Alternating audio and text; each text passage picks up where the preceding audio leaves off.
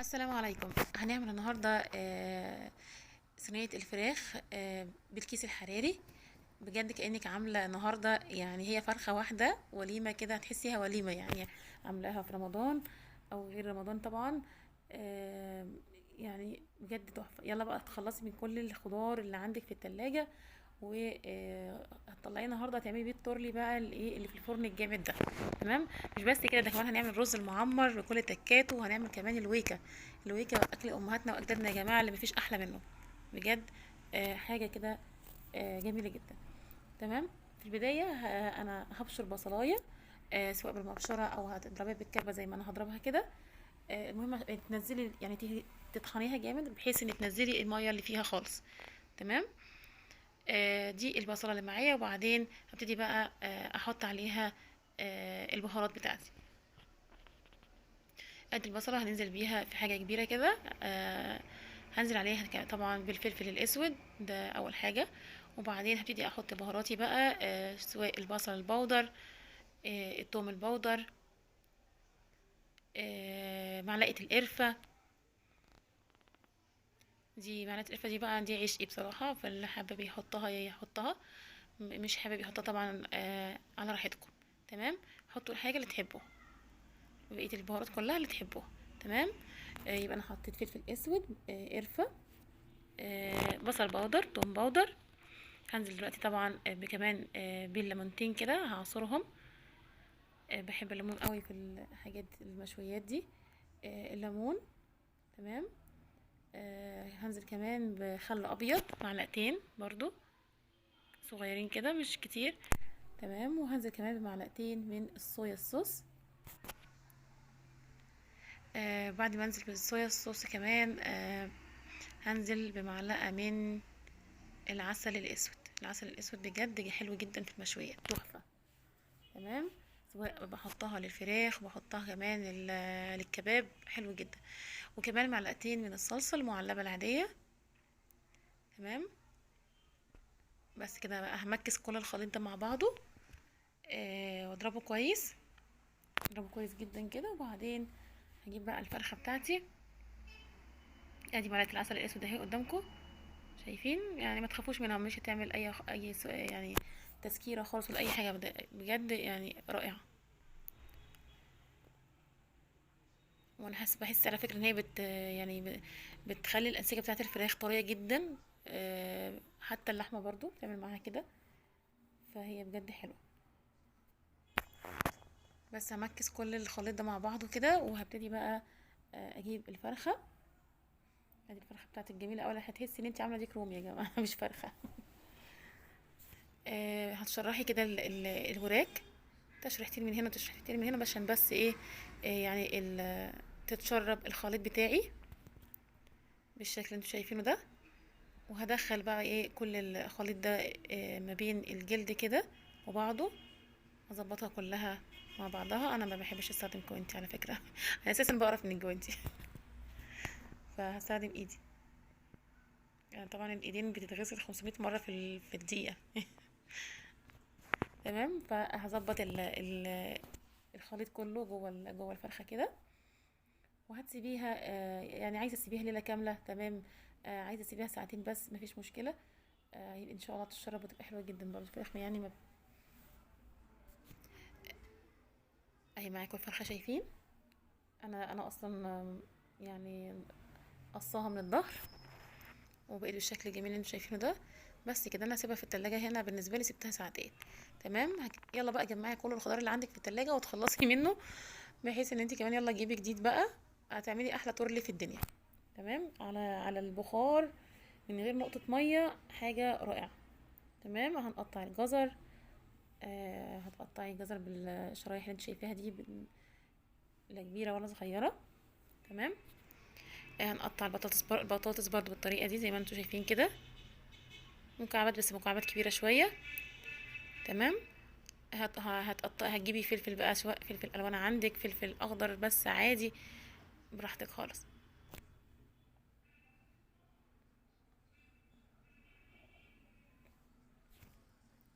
احنا كده جمعنا كل الخضار في التلاجة، سواء جزر، يعني بسله كمان، هحط بسله دلوقتي. معانا الفلفل، الطماطم، يعني طماطميتين. بصي كل ده هنعمله بطماطميتين بس. شايفين؟ هما طماطميتين 3 بالكتير، ولا فيها صلصه ولا فيها اي حاجه.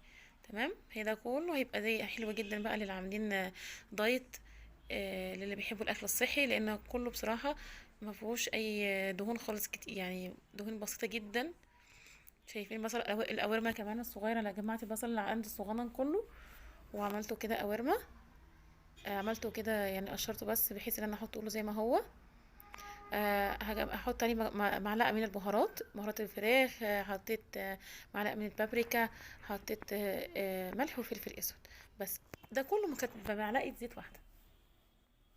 هجيب الكيس الحراري بتاعي واحط كل الخضار بتاعي عندي ايه في كيس. تمام.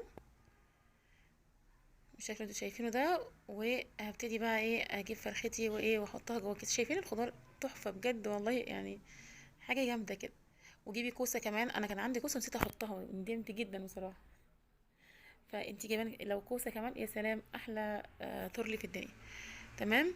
وهنزل بقى ايه بالخليط كله اللي عندي في الفرخه في الكيس. هقفل الكيس كويس جدا. تمام. مش هطلع الهواء منه، يعني احاول اخلي الهواء كله جواه، لان طبعا هو ده اللي ايه البخار اللي بيسوي الفرخه بتاعتي. تمام. شايفين انا مش هتخلص من الهواء، انا ادخل الهواء جوه الكيس عادي. وهاجي من الجنب كده يعني بعيد عن الخضار كده، واروح اديله ضربه بالمقص، يعني حاجه واحده كده، يعني زي فتحه صغننه خالص. تمام. بس كده. بعد كده هقفل الكيس كويس وادخله، احطه في صينيه واحطه في الفرن من غير ولا نقطه ميه زي ما اتفقنا. تمام. طيب دلوقتي بقى هنعمل ايه؟ هنعمل الرز المعمر بتاعي بقى. معايا كيلو من اللبن. انا هعمل كيلو من الرز، معايا كيلو من اللبن. الكيلو اللبن دوت ظبطته بقى، حطيت له ايه؟ حطيت له معلقتين من القشطه. حطيت له معلقتين من الملح والفلفل، معلقه صغيره من الملح والفلفل الاسود. وظبطي الملح بتاعك. تمام. وكمان هتحطي معلقه من القشطه. حطينا معلقتين من القشطه. تمام. خلاص. وكمان معلقتين كبار من الكريمه اللباني، كريمه الطهي. وادي معلقه كمان من الزبده. تمام. انا البرام بتاعي ده كنت سخنته في الفرن ومدهون زيت، وعشان يبقى جاهز ان انا احط فيه الرز بتاعي. الرز ده انا نقعاه قبلها بنص ساعه. سبته نص ساعه في الميه وبعدين شطفته وحطيت الرز بتاعي اهو. شايفين؟ طبعا اللبن اللي انا كنت بعمله دلوقتي دوت حطيته على النار عشان يغلي كويس جدا. تمام. بحطه مغلي. بحطه مغلي اهو. شايفين؟ انا مظبطاه وحاطه الملح بتاعه وحاطه الزبده وحاطه الكريمه اللباني وحاطه القشطه. تمام. ده ادي ايه معايا الرز المعمر بكل تكاته. انا حطيت معلقه في النص اهو. شايفين طبعا وقفت كده؟ العيار بتاعي مظبوط. كيلو من اللبن على كيلو من الرز. تمام كده. يبقى كده اتفقنا كيلو من اللبن على كيلو من الرز. ظبطت اللبن وايه، حطيت كل البهارات اللي قلت لكم عليها. وبعد كده هقفل البرام بتاعي بفويل كده. عايزه تحطي ورقه زبده قبلها كمان براحتك. وطبعا كده اصح، يعني الورق الفويل اصح. شايفه البرام لما طلع من الفرن انا سبته بالظبط ساعه الا ربع. تمام. شايفين؟ طبعا الفرن بتبقى يعني غير البوتاجاز، بياخد وقت. تمام. مفلفل جدا، طالع هايل جدا، كانك بجد عاملاه على البوتاجاز من فوق، مش معجن زي ما في اوقات بلاقي ناس عاملاه معجن كده. لا، طالع مفلفل والرزه يعني ماسكه نفسها كده وحلوه جدا. بطلعه بعد كده بشيل ورق الفويل اللي عليه. بحط معلقتين قشطه تاني من فوق. وبحط معلقه من الزبده. يبقى هو ده ايه اللي يعتبر الماده الدهنيه بتاعتي اللي حطيناها فين؟ حطيناها في الرز المعمر. تعالي بقى نحضر الويكا. الويكا بقى اللي عنده بقى ايه كيس كده من الباميه المجمده في الفريزر يطلعها. احنا في الشتاء فعادي هنجيب المجمد، مش مشكله، احنا بنجيبه. تمام. هنعمل احلى طبق باميه وهتشوفوا دلوقتي.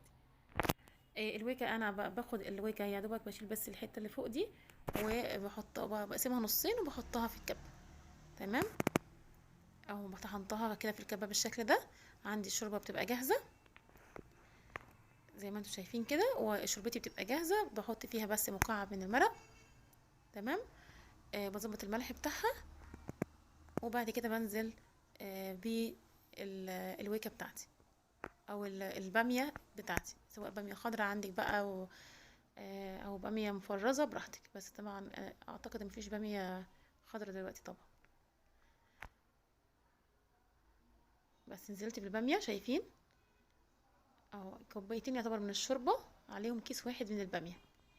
تمام، هتبقى مظبوطه معاكي وزي السكر. تمام. هعمل لها بقى تومه، اللي هي يلا هنحمر بقى التوم. شايفين قرب بقى ما تبقى تديني اللون الذهبي كده، هنزل عليها نص معلقه من الكزبره الجافه. تمام. طبعا بيبقى طعمها رائع. جربوا بس الويكه بتاعتنا دي يا جماعه، حتى الناس بره يعني اللي ما يعرفهاش، يعني بصوا هي اكله مصريه خطيره. تمام. اكله امهاتنا واجدادنا، انا ما بستغناش عنها بصراحه. شايفين الباميه خطيره. ادي بقى الفراخ طلعت من الفرن اهو، الكيس الحراري، وادي البرام بتاع الرز المعمر طالع تحفه. شايفين الفرخه كمان اهو. ادي الباميه، شايفين الباميه يا جماعه جامده والله، وطريقتها سهله جدا وبسيطه. ولو اي حد ليه اي تعليق او ليه اي كومنت حطوه لي في تحت في الكومنتات، هرد عليها كلها. ولو ليكم اي طلبات اكتبوها تحت، وربنا يحسن ما بين ايديكم يا رب. شايفين الفرخه بتتكلم عن نفسها، دايبه دايبه خالص يعني بجد دايبه. ما قلتلكمش رايي في كيس الحراري على فكره. بصوا يا جماعه اقول لكم على حاجه، كيس الحراري ده ملوش اي 60 لازمه. بامانه يعني. الخضار ده كله اتحط في الفرن من غير حط عليه ورقه فويل كده واتحط في الفرن، بيطلع اجمد اجمد بكتير جدا من الكيس الحراري كمان. تمام. شايفين يا جماعه يعني يا نهار ابيض، الفرخه دايبه. انا ما رضيتش ادوس عليها اكتر من كده عشان احطها للولاد ايه يعني زي ما هي. وادي الرز المعمر وبالهنا والشفا.